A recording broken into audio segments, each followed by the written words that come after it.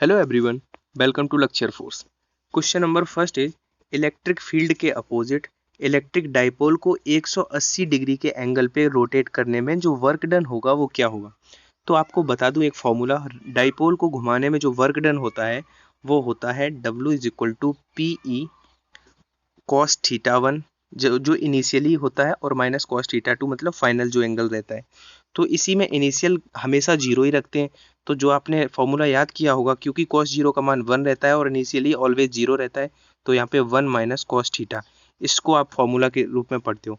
अब यहाँ पे हो सकता है 180 पूछे या 90 पूछे। अब 180 पूछा है तो थीटा की वैल्यू 180 रख देंगे, तो कॉस 180 का वैल्यू -1 रहता है और माइनस पहले से ही लगाए, तो माइनस और -1 रखेंगे तो +1 हो जाएगा, तो एक और एक जोड़ के 2PE बना देंगे। तो अगर 180 डिग्री की बात करेगा तो डाइपोल को घुमाने में जो वर्क डन होगा वो 2PE के इक्विवेलेंट आएगा। और इसी क्वेश्चन में अगर वो 90 डिग्री पूछता तो यहाँ पे 1 माइनस कॉस थीटा की जगह पे 90 रखते, तो 90 का मान 0 रहता है, तो PE आता है, यानी कि ऑप्शन नंबर सी इसका राइट आंसर हो जाता। ये तो बात हुई डाइपोल की। अगर आपको कुछ और बातें बता दूं जो कि याद रहनी चाहिए, कि जो चार्ज्ड कंडक्टर रहता है उसके इनसाइड में ईच पॉइंट पे जो होता है वो पोटेंशियल यानी कि विद्युत विभव तो कांस्टेंट रहता है। ठीक है, ये चीज याद रखना, विद्युत विभव तो कांस्टेंट रहता है और इलेक्ट्रिक फील्ड उसके अंदर जीरो रहता है। ठीक है, ये दो इंपॉर्टेंट पॉइंट है, हमेशा याद रखना कि कोई अगर आवेशित चालक है उसके इनसाइड अंदर में प्रत्येक स्थान पर विद्युत विभव जीरो, विद्युत विभव समान यानी कि कांस्टेंट रहता है, तथा इलेक्ट्रिक फील्ड जीरो रहता है। अभी मैंने आपको एक फॉर्मूला बताया, वो बताया वर्क डन का, लेकिन अगर डाइपोल की स्थिति यानी कि पोटेंशियल एनर्जी की बात करें तो उसके लिए फॉर्मूला होता है माइनस का पीई, उसमें 1 माइनस कॉस थीटा ना होके केवल कॉस थीटा होता है, याद रखना ये चीज। ठीक है, ये फॉर्मूला याद रखना, क्योंकि उसकी पोटेंशियल एनर्जी का कभी कभी न्यूमेरिकल बनता है, तो -PE कॉस थीटा याद रखना। ठीक है, नेक्स्ट क्वेश्चन की बात करें तो इसमें वो कह रहा है कि वैद्युत द्विध्रुव की एक्सियल सिचुएशन में जो पोटेंशियल है उसके सेंटर से r डिस्टेंस पे किस प्रकार जो निर्भर करेगा। तो मैं आपको बताऊं, एक तो इक्वेटोरियल की बात करेगा या निरक्षीय की बात करेगा, तो उसमें क्या रहता है, v इज इक्वल टू 0 रहता है। अगर निरक्षीय स्थिति की बात करेगा तो वहाँ पे जो पोटेंशियल है तो यानी कि जो विभव है वो 0 रहेगा। और अक्षीय स्थिति का फॉर्मूला आपने में भी पढ़ रखा होगा, क्या रहता है, 1/4 पाई एप्सिलॉन नॉट P/r²। क्या रहता है, P/r²। विभव की बात कर रहे हैं तो P क्या हो जाएगा, r² के इनडायरेक्टली प्रोपोर्शनल, यानी कि 20 का राइट आंसर हो जाएगा। अब ऑप्शन ए है, ये भी आपसे पूछा जा सकता है, अगर पॉइंट चार्ज के कारण पूछे आपसे, क्या करें, अगर पॉइंट चार्ज के कारण अगर पूछे तो उसका फॉर्मूला भी क्या होता है, 1/4 पाई एप्सिलॉन नॉट Q/r। तो उस सिचुएशन में ऑप्शन ए राइट आंसर हो जाएगा। कोई चीज आपको रटनी नहीं है, चीजों को अंडरस्टैंड करते हुए चलोगे तो आंसर कभी गलत नहीं होगा। एक बार रिकॉल कर लेते हैं, अगर आपसे पूछ रहा है कि एक्सियल यानी कि अच्छी स्थिति में, तब आपका ये हो जाएगा। इक्वेटोरियल यानी कि निरक्षीय में कहता है तो 0 हो जाएगा, यानी कि v को 0 रहता है। और अगर बात करें पॉइंट चार्ज के कारण, बिंदु आवेश के कारण विद्युत विभव, तो आंसर ए वाला सही हो जाएगा। ठीक है, आई होप आपको समझ में आ गया होगा। और क्या है कि मैं आपको एक चीज और बता दूं, जो विभव की बात है तो मुझे एक चीज याद आ रही है जो ऑफनली पूछी जाती है आपके एग्जाम्स में, कि आपसे कहेगा कि एक आपके पास स्क्वायर है। ठीक है, मेरी बात को ध्यान से सुनना है, आपको चीजों के कॉन्सेप्ट पे ध्यान देना है। अगर उसके 3 कॉर्नर्स पे, सपोज वो कहता है कि 3 कॉर्नर्स पे सक्सेसिवली रखें चार्ज Q, 2Q और यहाँ पे सपोज 3Q रखा है, तो कहेगा उसके 4th कॉर्नर पे कितना चार्ज रखें कि उसके सेंटर पे जो विभव है, पोटेंशियल है, वो 0 हो जाए। आप तो सपोज यहाँ पे x मान लेते हैं, जैसे x की आपको 4 ऑप्शन रहेंगे और आपको बताना रहेगा। तो आपको कभी भी इस तरह का क्वेश्चन आ जाए तो मैं आपको एक टेक्निक बता रहा हूँ, क्योंकि हो सकता है आपके एग्जाम में फर्दर ये क्वेश्चन दिख जाए। अगर वो कहे कि एक आपका स्क्वायर है, ठीक है, और उसके 3 कॉर्नर्स पे कुछ चार्ज रखे हुए हैं, 4th पे क्या रखें कि सेंटर पे वो 0 हो जाए पोटेंशियल, तो आप क्या करना, सबको जोड़ के 0 के इक्वेट कर देना, यहाँ से x की वैल्यू आ जाएगी, जैसे Q + 2Q। ये मेंटली होगा, मैं आपको लिख के दिखा रहा हूँ, लेकिन अभी बताऊंगा कि कैसे आपको करना है। इज इक्वल टू 0, तो 3 2 5 और 1 6, तो x की वैल्यू उधर जाएगा तो -6, यानी कि -6Q वाला आंसर आपको टिक कर देना है, आगे बढ़ना है। लेकिन आपको एग्जाम में ये पूरा लिखना नहीं है, आप इनको सबको सम कर लेना, 2 और 3 5 और 1 6, और निगेटिव लगा के वही 4th वाला आपका आंसर हो जाएगा। ठीक है, और और मैं क्या करूँगा कि ये जो मैं आपको बता दूँ, जो ये क्वेश्चंस हैं, ये फिजिक्स ऑब्जेक्टिव की जो मास्टर सीरीज़ थी, आई थिंक ये 12th या 13th वीडियो होगा, उसी का ये नेक्स्ट पार्ट है, ठीक है।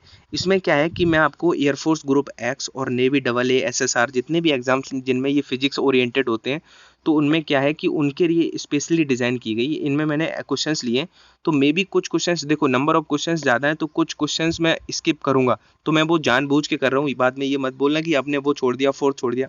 तो इस तरह से मैं आपके लिए ज़्यादा से ज़्यादा जो कंटेंट पहुँचा डिलीवर तभी कर पाऊँगा जब कुछ चीज़ें मुझे स्किप भी करनी पड़ेंगी, जो रिपीटेड है, बहुत बार करा चुका हूँ, तो उसके लिए आप लोग वो मत करना, बस आप कॉन्सेप्ट पे ध्यान रखना। और किसी विशेष चैप्टर से नहीं है क्वेश्चंस, आप लोग देखोगे जैसे जैसे आगे देखोगे, कहीं आपको परावर्तन से मिलेंगे, कहीं आपको किसी चैप्टर से मिलेंगे, तो ये मिसेलेनियस एक्सरसाइज है, बस आपको लिखते जरूर जाना है जो आपको इंपॉर्टेंट लगे, जिससे आप फ्यूचर में इंस्टेंट चीज़ों को क्विक रिवीजन कर पाओ। तो धातु आवेशित गोले के केंद्र से जाने पर विद्युत पृष्ठ के समान रहता है, इसका आंसर हो जाएगा, ठीक है। अब इसमें एक कॉन्सेप्ट जो मैंने लिया है, आई थिंक हाँ ये है लास्ट वन, कि ये वाला आप याद रखना कि ये बहुत पूछा जाता है। E0 यानी कि जो तीव्रता है वो 0 हो जाएगी, और VR के साथ कौन सा रिलेशन होगा। देखो VR का ये भी होता है पॉइंट चार्ज के कारण, और अच्छी स्थिति के कारण ये भी होता है, लेकिन इस सिचुएशन में अगर E0 कहे, क्योंकि आपको पता होगा, देखो मैं आपको एक बात बताऊं, जो आपका रहता है E, वो क्या रहता है, dV/dr रहता है, ठीक है। यानी कि आपने पढ़ा होगा डेरिवेशन, यानी कि किसी भी चीज़ का डेरिवेशन 0 कब हो सकता है, E0 है, मतलब वो चीज़ कांस्टेंट रही होगी। तो इस सिचुएशन में V कांस्टेंट रहता है, यानी कि VR पे V does not depend on R, यानी कि ये वाला क्वेश्चन बहुत इंपॉर्टेंट है। ये आपके एग्जाम में आपकी बार अगर आ जाए तो आपको इस तरह से कांस्टेंट वाला कर देना है। नेक्स्ट क्वेश्चन वी हैव, देखो अब क्या है कि मैं आपको कुछ पॉइंट्स आपको बताऊंगा जो आपको याद रखने हैं, उन पॉइंट्स में से क्वेश्चंस निकल के आते हैं। जैसे कि सबसे पहले तो इस क्वेश्चन को कर लें, उसके बाद करते हैं। ये रिलेशन सीधा याद रखना कि फोकल लेंथ होती है वो वक्रता त्रिज्या यानी कि रेडियस की हाफ होती है, ठीक है। ये फोकल लेंथ जो होती है वो रेडियस की हाफ होती है। अब क्या है कि मैं इन क्वेश्चंस को कराने से पहले आपको थोड़ी अंडरस्टैंडिंग आपको वो कर दूं कि आप याद रखना चीज़ों को, कि अगर अवतल दर्पण की बात करें, अवतल और उत्तल, क्वेश्चन किस तरह से निकल के आएंगे वो तो मैंने MCQs लिए हैं, लेकिन उससे पहले थोड़ी चीज़ों को रिकॉल करा दूं कि अवतल दर्पण में आप लोग एक चीज़ नोटिस करोगे, जैसे यहाँ पे अनंत पे वस्तु को रखोगे तो वो फोकस पे बनता है, ठीक है। और वक्रता केंद्र पे रखोगे तो उसका इमेज वक्रता केंद्र पे ही बनता है, फोकस पे रखोगे तो अनंत पे बनता है, और पोल और फोकस के बीच इन्फिनाइट के बीच में कहीं पे भी रखोगे तो वो दर्पण के पीछे बनता है। वो केवल एक सिचुएशन होती है जिसमें इमेजनरी और बड़ा बनता है, मैग्नीफाइंग बनता है इमेज। तो आप यहाँ पे सब पे वास्तविक उल्टा वास्तविक उल्टा वास्तविक उल्टा चलता चला जाएगा, लेकिन जैसे जैसे हम उसके पास ले जा रहे हैं किसके दर्पण के, तो फिर वो बड़ा और आभासी बना, ठीक है। उत्तल दर्पण में क्या होता है कि ऑल टाइम ऑलवेज क्या बनता है कि आभासी तो बनता है, लेकिन सीधा भी बनता है, लेकिन बहुत छोटा बनता है, ठीक है। इसकी हर केस में इसके उत्तल दर्पण के, मेरी बात को ध्यान से सुनना, आप लोग ये मत सोचना कि ये चीज़ें इजी हैं, इजी तो है लेकिन इनसे अनडाउटेडली क्वेश्चंस मिलेंगे आपको। उत्तल दर्पण से हमेशा क्या बनता है, आभासी, सीधा और छोटा।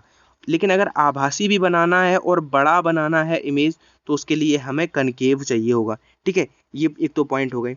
और याद रखना कि इसमें भी उत्तल दर्पण का भी ये केस कई कई पूछ देते हैं कि अगर इसको इन्फिनाइट पे रखेंगे कि तो कहाँ बनेगा, तो वो फोकस पे बनता है इमेज, ठीक है। ये चीज़ अब क्या है कि इनसे रिलेटेड जो मैंने आपको बताया, अब देखना क्वेश्चंस कैसे आपसे निकल के आएंगे। उत्तल दर्पण से प्रतिबिंब ऑलवेज कैसा बनता है, तो अभी मैंने आपको बताया कि उत्तल दर्पण से जो इमेज होता है वो कैसा बनता है, एक ध्रुव और फोकस के बीच बनता है हमेशा। ये पॉइंट आप याद रखना कि अगर आपका उत्तल दर्पण है, उत्तल दर्पण में हमेशा ये आपका यहाँ पे पोल हो गया, ठीक है। सपोज यहाँ पे कहीं भी आप अगर इन्फिनाइट से लेके और पोल तक कहीं पे भी ऑब्जेक्ट रखना, कहीं पे भी वस्तु रखना, तो इमेज हमेशा पोल और फोकस के बीच में बनेगा, यहीं कहीं बनेगा। आभासी होगा, सीधा होगा और छोटा होगा, आभासी होगा, सीधा होगा और छोटा। बड़ा बनाने के लिए अवतल चाहिए होगा, तो ध्रुव और फोकस के बीच में हमेशा बनता है, ये चीज याद रखना, ठीक है। नेक्स्ट क्वेश्चन है, समतल दर्पण से किसी वस्तु का प्रतिबिंब बनता है। आपको पता है समतल दर्पण, सपोज यहाँ पे समतल दर्पण है, तो अगर आप उसमें देखोगे तो आपका जो लेफ्ट होगा वो समतल दर्पण में आपको राइट दिखेगा, और आपका जो राइट होगा, आपने कभी देखा है आप अपना लेफ्ट ऊपर करना हाथ, तो उसमें राइट हाथ ऊपर दिखेगा, तो वो रियल ना होके कैसा होता है, वर्चुअल, कैसा होता है, इमेजिनरी होता है, यानी कि आभासी इसका राइट आंसर हो जाएगा। अब समतल दर्पण में एक चीज याद रखना कि सपोज एक 10 मीटर का आदमी है, उसको अपना पूरा प्रतिबिंब देखने के लिए मिनिमम 5 मीटर का होना चाहिए दर्पण, और दर्पण की तरफ अगर भाग रहा है, कोई 2 मीटर पर सेकंड से भाग रहा है, तो दर्पण में स्पीड 2 गुनी दिखाई देती है, 4 मीटर पर सेकंड दिखाई देती है। और एंगल वाला एक केस होता है कि दो समतल दर्पण है, सपोज वहाँ पे 60 डिग्री पे कोई रखा है, तो उसके नंबर ऑफ इमेजेस पूछेगा, तो याद रखना फॉर्मूला 360/θ-1, यानी कि 60 डिग्री अगर दिया गया है तो 60 से 6 बार कटेगा, तो आंसर नंबर ऑफ इमेज कितने आ जाएंगे, 5 आ जाएंगे।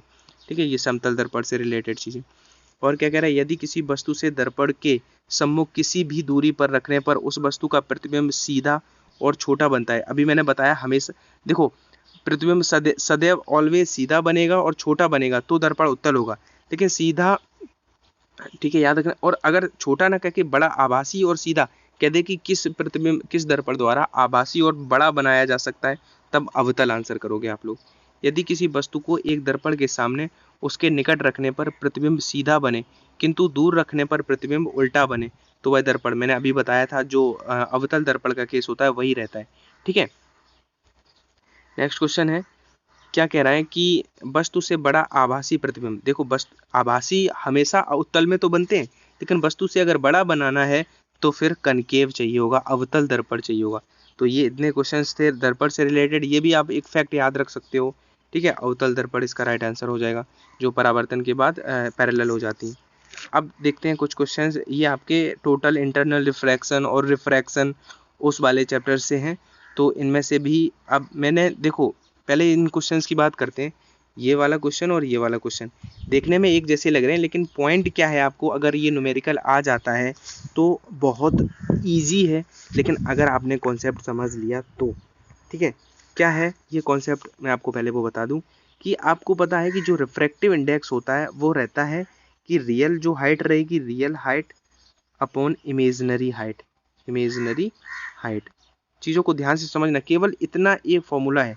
लेकिन अब इसमें चैलेंज क्या रहता है कि अगर चिड़िया वाला क्वेश्चन है और ये आप मछली की गहराई वाला क्वेश्चन होगा, देखो मेरी बातों को ध्यान से सुनना, यह क्वेश्चन होगा मछली की गहराई वाला, वास्तविक और आभासी गहराई दी जाएंगी और रिफ्रैक्टिव इंडेक्स दिया जाएगा और क्वेश्चन होगा, या होगा पक्षी की ऊंचाई वाला, जो पक्षी किसी ऊंचाई पे एच ऊंचाई पे उड़ रहा होगा, तो उसकी एक आभासी ऊंचाई होगी, एक वास्तविक ऊंचाई होगी, एक रिफ्रैक्टिव इंडेक्स रहेगा। तो दोनों ही क्वेश्चंस में फॉर्मूला तो यही रहेगा, ऊपर रियल रखना है, नीचे इमेजिनरी रखना है। लेकिन यहाँ पे रिफ्रैक्टिव इंडेक्स का आप याद रखना कि अगर चिड़िया की बात कर रहा है तो फिर वहाँ पे एयर का रखेंगे और उसके सापेक्ष कितने, वाटर के। और अगर मछली की बात करेगा, यार ये कौवे भी ना बड़ा डिस्टर्ब कर रहे हैं, अगर मछली की बात करेगा तो मछली में वाटर का रखेंगे एयर के सापेक्ष। अब देखते हैं कैसे इन दोनों क्वेश्चंस के आंसर वेरी करेंगे। तो देखो इसमें चिड़िया की बात कर रहा है, चिड़िया को 4/3 मछली इतने पर प्रतीत होती है, तो मछली की वास्तविक गहराई क्या है। दूसरे क्वेश्चन में जल में मछली तैरती है, एक मछली को वायु में उड़ती चिड़िया 30 सेंटीमीटर पर प्रतीत होती है, यानी कि होती है, लेकिन उसकी रियल नहीं है ये, तो रियल ऊंचाई हमें बतानी है। चलो देखते हैं, वायु में उड़ती एक चिड़िया को, अब चिड़िया के लिए रिफ्रैक्टिव इंडेक्स हमें कौन सा रखना पड़ेगा, चिड़िया एयर में है तो एयर रखना पड़ेगा, ये जल का दिया गया है, जल का दिया गया, लेकिन एयर का रखना है तो वो 3/4 हो जाएगा, उल्टा हो जाएगा। तो आप लगा दो n is equal to real height, height यहाँ पे रियल वाली और हाइट यहाँ पे इमेजिनरी वाली। अब देखो n अब हमें निकालना क्या है, वास्तविक गहराई निकालनी है। वास्तविक गहराई के लिए ये हमें ऊपर वाली निकालनी है, नीचे आभासी होती है, तो आभासी का n में गुणा कर देना है बस।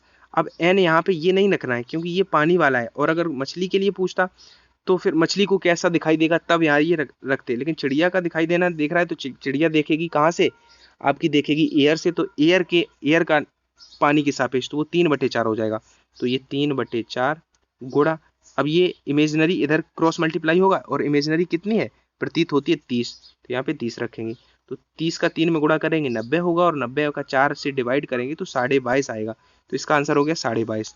अब क्या है कि यहाँ पे क्या है कि पूछ रहा है, अब यहाँ पे मछली देख रही है, देख कौन रहा है, मछली, तो मछली देख रही है तो मछली पानी में होगी, तो रिफ्रैक्टिव इंडेक्स पानी वाला रखेंगे, पानी वाला कितना 4/3 सवाल में गिवन रहेगा, तो n is equal to real height upon imaginary height, height real वाली और हाइट इमेजिनरी वाली।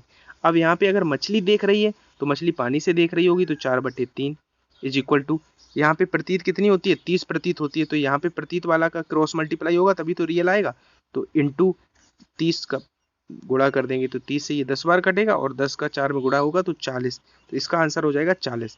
ठीक है, आई होप आपको समझ में आ गया होगा कैसे करना है ये। नेक्स्ट क्वेश्चन देखते हैं। 40 सेंटीमीटर ऊंची एक बाल्टी तेल से पूरी भरी हुई है। देखो ये रिफ्रैक्शन का बहुत अच्छा कॉन्सेप्ट है अपवर्तनांक का। वैसे क्वेश्चन आपसे इस तरह से भी पूछा जा सकता है, मैं आपको बता दूं थोड़ा, कि वो कह सकता है कि एक बाल्टी में कोई सुई पड़ी है, वो टेढ़ी दिखाई देती है, रीजन क्या है? अपवर्तन, याद रखना। ठीक है, जो तालाब होता है उसका तली थोड़ी ऊपर उभरी हुई दिखाई देती है, उसका रीजन उसके एप्लीकेशंस का न्यूमेरिकल है। लेकिन अगर एप्लीकेशन पूछता है तो फिर भी आपको अपवर्तन करना है और उसका अपवर्तनांक निकालना है, तो फिर कैसे इसको देख कर समझ लेते हैं। कितनी भरी है? 40 सेंटी, ध्यान से बस अभी जो फॉर्मूला बताया उसी से हो जाएगा। 40 सेंटीमीटर है, ठीक है, इसकी हाइट पूरी ओवरऑल 40 है, लेकिन यहाँ पे तली में वहाँ पे कुछ पड़ा हुआ है, पिन रखा हुआ है, 10 सेंटीमीटर ऊंचा दिख रहा है, यानी कि देखने पे देख रहे हैं तो यहाँ पे ये 30 बचेगी फिर, यानी कि 10 सेंटीमीटर ऊंचा दिख रहा है। तो हमें एन निकालना है, तो हमें एन का मान क्या रहता है? हमने अभी बताया रियल हाइट कितनी है? 40 बटे इमेजनरी दिखाई कितना दे रहा है? 30 का, क्योंकि 10 ऊंचा दिखाई दे रहा है मतलब वो 30 का दिखाई दे रहा होगा, तो 30 रख दिया। तो 4/3 को फर्दर कैलकुलेट करोगे तो 1.33 आएगा।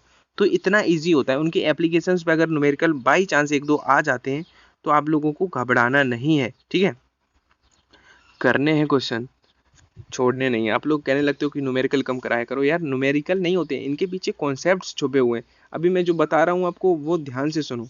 एक प्रकाश किरण निर्वात अपवर्तनांक दिया गया, अपवर्तन कोण आपतन कोण का आधा है, यानी कि एंगल ऑफ इंसिडेंट जो एंगल ऑफ रिफ्रैक्शन का हाफ है। देखो स्नेल ने एक नियम दिया था, जो अपवर्तनांक होता है, रिफ्रैक्टिव इंडेक्स होता है, वो होता है sine I upon sine R, जहाँ पे ये होता है अपवर्तन आपतन कोण, ये अपवर्तन कोण। अब इन्होंने कहा है sine I upon sine R, क्या है कि आई का आधा है, आई का आधा कर दिया। अब इस ऊपर साइन आई में हाफ वाला फॉर्मूला लगाएंगे, 2 sine I by 2 cos I by 2, sine I by 2 से साइन आई बाई 2 कट जाएगा और एन इधर जाएगा तो कॉस इनवर्स हो जाएगा। ये आपको आंसर दिख गया। तो इस तरह की, शायद ये मैं करा भी चुका हूँ, लेकिन जस्ट फॉर रिवीजन एक बार देख लेते हैं जल्दी जल्दी। अब क्या है, एन अपवर्तनांक के माध्यम में अपवर्तित होता है, अपवर्तित और आपतित तथा अपवर्तित तरंगों की तरंग दैर्ध्यों का अनुपात। देखो मैं आपको बता दूं, जब एक माध्यम से दूसरे माध्यम में जाना होता है रिफ्रैक्शन में, तो क्या रहता है कि जो फ्रिक्वेंसी है वो अनचेंज रहती है। 4 ऑप्शन दिए जाएंगे कि इनमें से क्या अपवर्तित रहेगा, तो हमेशा याद रखना कि आवृत्ति बदलती नहीं है, तरंग दैर्ध्य बदल जाती है और उनका रेशियो उल्टा हो जाएगा, पहले माध्यम वाला दूसरे में और दूसरा मतलब अपोजिट। तो इसमें आपतित और अपवर्तित का बताना है। अब वायु के लिए अपवर्तनांक सबसे कम होता है, 1 होता है, और दूसरे माध्यम का n है, तो उसका उल्टा हो जाएगा, n/1, यानी कि रेसिप्रोकेट हो जाएंगे। रिफ्रैक्टिव इंडेक्स तो पता होगा आपको, अपवर्तनांक क्या रहता है? n=1 अपॉन साइन सी, जो क्रांतिक कोण अपवर्तनांक होता है वो क्रांतिक कोण के व्युत्क्रमानुपाती होता है। और क्रांतिक कोण एक बार पूछा गया था किसका? हीरे का। अगर आपको पता है तो बताना, हीरे का क्रांतिक कोण कितना होता है। ठीक है, 22 दशमलव ऐसे होता है, कुछ 24 दशमलव या 22.4 के अराउंड रहता है, याद रखना। ठीक, नेक्स्ट क्वेश्चन देखते हैं। अब मुझे लग रहा है यार मैं थक गया हूँ, पानी पी लूँ, मैं वीडियो को पॉज कर ले रहा हूँ। चलो नेक्स्ट देखते हैं, कहाँ पे थे हम। किस कारण वायु का बुलबुला पानी के अंदर चमकता हुआ दिखाई देता है? देखो टोटल इंटरनल रिफ्लेक्शन के कुछ एप्लीकेशंस होते हैं, कुछ फिनोमेना होते हैं, उनसे क्वेश्चंस पूछे जाते हैं। तो उन्हीं में से ये है, वायु का बुलबुला जो पानी के अंदर चमकता है वो टोटल इंटरनल यानी कि पूर्ण आंतरिक परावर्तन के, जो ऑप्टिकल फाइबर होता है वो भी यही होता है, इसी के कारण होता है। और जो रेगिस्तान में मारीचिका रहती हैं जो चमकती हैं, वो भी पूर्ण आंतरिक परावर्तन के कारण। और पूर्ण आंतरिक परावर्तन के लिए एक कंडीशन होती है जो कि यूजुअली पूछी जाती है कि कब होता है ये जब होता है जब प्रकाश सघन माध्यम से यानी कि डेंस से रेयरर में जा रहा हो, विरल माध्यम में जा रहा हो, तभी ये संभव होता है। जैसे कि वायु और जल का देखें तो ये रेयरर से डेंसर है, इसमें नहीं हो सकता। वायु से कांच में देखें तो ये भी रेयर से डेंस है, तो इसमें नहीं हो सकता। ये जल से कांच, इसका भी रेयर से डेंस है क्योंकि कांच अधिक डेंस होता है जल से। लेकिन इसमें देखें कि कांच से जल यानी कि डेंस से रेयरर में जा रहा है, तभी आपका टोटल यही सही हो जाएगा। ठीक है, तो इस तरह से पूछा जाए, या इस तरह से ना होता, यहाँ पे ये जल और कांच देता और आगे देता हीरे से कांच में, तो हीरे से कांच वाला हो पाता क्योंकि हीरा डेंस होता है कांच के अकॉर्डिंग। अब कांच से वायु में जाने पर किस रंग के लिए क्रांतिक कोण न्यूनतम है? देखो बहुत अच्छा क्वेश्चन है, घुमा। क्रांतिक कोण क्या होता है? n=1 अपॉन साइन सी। तो क्रांतिक कोण हम देख रहे हैं कि रिफ्रैक्टिव इंडेक्स के इनडायरेक्टली प्रोपोर्शनल है, और रिफ्रैक्टिव इंडेक्स जो होता है वो वेवलेंथ के इनडायरेक्टली प्रोपोर्शनल है। तो यहाँ से अगर हम देखें तो रिफ्रैक्टिव इंडेक्स किसका सबसे बड़ा होगा, जिसकी वेवलेंथ सबसे कम होगी। तो इन चारों में किसकी सबसे कम दिख रही, तो वॉयलेट, तो यहाँ पे वॉयलेट हो जाएगा सिंपली। नेक्स्ट क्वेश्चन देखते हैं, क्या कह रहा है कि जो परमाणु के नाभिक न्यूक्लियर की जो रेडियस होती है वो किस कोटि की होती है। ये क्वेश्चन तो शायद मैं बहुत बार करा चुका हूँ कि परमाणु के नाभिक की त्रिज्या पूछे वो छोटी होती है, वो 10⁻⁻15 होती है, लेकिन परमाणु की त्रिज्या पूछे वो 10⁻−10 होती है। अब कई बार इन दोनों का रेशियो पूछता है, वो 10⁻−25 या 10⁻−5 है, जैसा पूछे। अगर नाभिक ऊपर रखना है परमाणु नीचे रखना है तो उस तरह से आप लोग देख लेना, उस तरह से हो जाएगा। कौन सी, ये मैंने आज कम्युनिटी पे क्वेश्चन पोस्ट किया था कि कौन सा इलेक्ट्रोमैग्नेटिक स्पेक्ट्रम के अल्ट्रा वायलेट उसमें आता है, तो वो लाइमन होता है। और अगर दृश्य यानी कि विजिबल में पूछा जाए तो बामर होता है। और ये पास्चन ब्रैकेट ये सभी इंफ्रारेड में आते हैं, ठीक है, याद रखना। हाइड्रोजन परमाणु की मूल अवस्था में ऊर्जा कितनी है, -13.6 इलेक्ट्रॉन वोल्ट इसका आयनन विभव होगा। तो कितना होगा, +13.6, ये शून्य ये नहीं, प्लस का 13.6 आयनन विभव। अगर पूछ दे तो आप लोग इसको स्किप नहीं करना, ठीक है। सेमीकंडक्टर्स में जो होता है वैद्युत चालन, वो किससे होता है, कोटरों से होता है या इलेक्ट्रॉनों से होता है, बोथ से होता है, कोटर तथा इलेक्ट्रॉन से। देखो एन टाइप में क्या रहता है कि इलेक्ट्रॉन्स मेजर रोल प्ले करते हैं और होल्स जो होते हैं वो अल्पसंख्यक होते हैं। और पी टाइप में होल्स मेजर रोल प्ले करते हैं और ये अल्पसंख्यक होते हैं, लेकिन होते बोथ हैं, तो दो सी हो जाएगा, ठीक है। जैसे कि अभी मैंने बताया कि एन टाइप में अल्पसंख्यक क्या होते हैं, तो एन टाइप में मेजर तो इलेक्ट्रॉन होते हैं, लेकिन जो मेनर यानी कि अल्पसंख्यक होते हैं वो होल होते हैं, पॉजिटिव होते हैं। और मैंने आपको कल बताया भी था कि इन पे अगर चार्ज पूछा जाए, अगर पूछता है कि एन टाइप पे कौन सा चार्ज होता है, तो फिर न्यूट्रल होता है, क्योंकि वो डोमिनेट कर देते हैं अपने जो वो होते हैं, तो इस तरह से उन पे कोई आवेश नहीं होता है, उदासीन रहते हैं। नेक्स्ट क्वेश्चन है कि परम शून्य ताप पर, यानी कि परम शून्य ताप होता क्या है, सबसे पहले यही पता होना चाहिए। अगर आपसे पूछ देता है तो -273 डिग्री सेंटीग्रेड, अगर दशमलव में नहीं है, दशमलव में है तो -273.16 या 15 डिग्री सेंटीग्रेड। केल्विन में अगर पूछता है तो इसमें 273 जोड़ देंगे तो 0 केल्विन, ठीक है। केल्विन केवल एक ऐसा टेम्परेचर होता है जो कभी निगेटिव नहीं हो सकता है, और फ़ारेनहाइट सेल्सियस सभी निगेटिव हो सकते हैं। -40 एक ऐसा होता है जो सेल्सियस और फ़ारेनहाइट में इक्वल रहता है। तो ये सारी चीज़ें। नेक्स्ट क्वेश्चन है कि परम शून्य ताप पर जो शुद्ध जर्मेनियम है या कोई भी सेमीकंडक्टर है, क्रिस्टल है, वो किस तरह से बिहेव करेगा, वो पूर्ण अचालक की तरह बिहेव करेगा। जब उसका टेम्परेचर बढ़ाएंगे तब रेजिस्टेंस कम होगा और कंडक्टिविटी बढ़ेगी, ठीक है। क्या है कि अब इस क्वेश्चन को आप लोग बताना एक ट्रांजिस्टर में, क्योंकि ये अगर वेरी टू द अगर सही से कहूँ तो ये क्वेश्चन मुझे भी नहीं आता। आज जब मैंने ये क्वेश्चंस कंपाइल किए थे तो यही एक ऐसा क्वेश्चन था जो मैंने तभी डिसाइड कर लिया था कि अपने स्टूडेंट से पूछूंगा, क्योंकि इसकी जो लैंग्वेज है वो भी मुझे समझ में नहीं आ रही है, और क्या है इसका कॉन्सेप्ट अगर आप में से किसी को बताए तो वेलकम है यार, अच्छे से डिस्क्राइब करना। फिर आपको नेक्स्ट वीडियो में आपका नाम और स्क्रीनशॉट दिखाऊंगा कि इसने इस अच्छे से जो इसका एक्सप्लेनेशन दिया था।